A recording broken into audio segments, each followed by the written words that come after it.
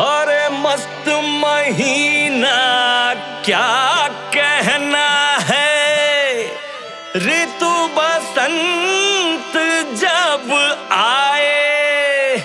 अरे कूके कोयल फुलवारी में, अरे भंवरा गुनगुन गाए।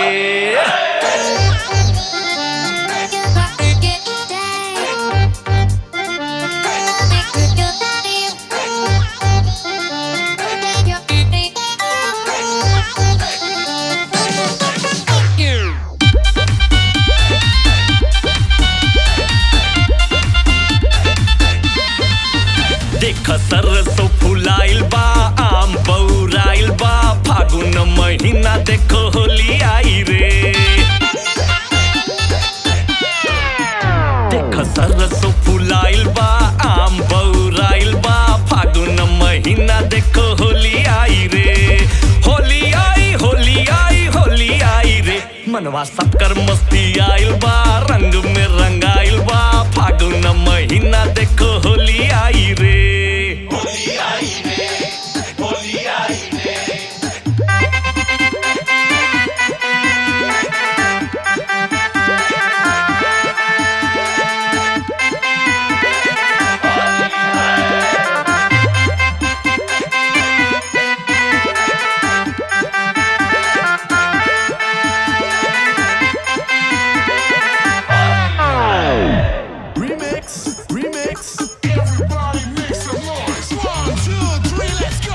होली में टोली सब निकले हैं घर से, रंग अबीर गुलाल रस बरसे।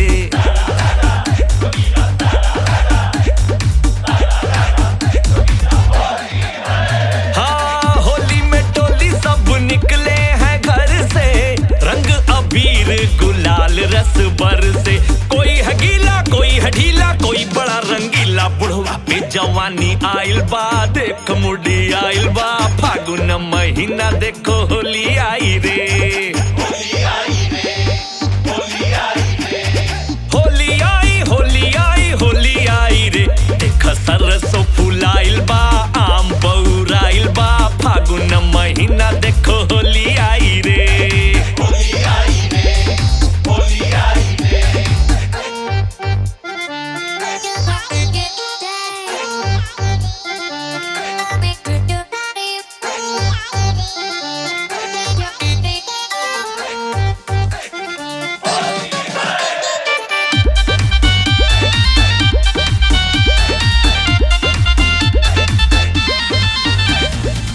होली में केहू के छोड़ल न जाई, गोरी के गलवा पे रंगवा लगाई।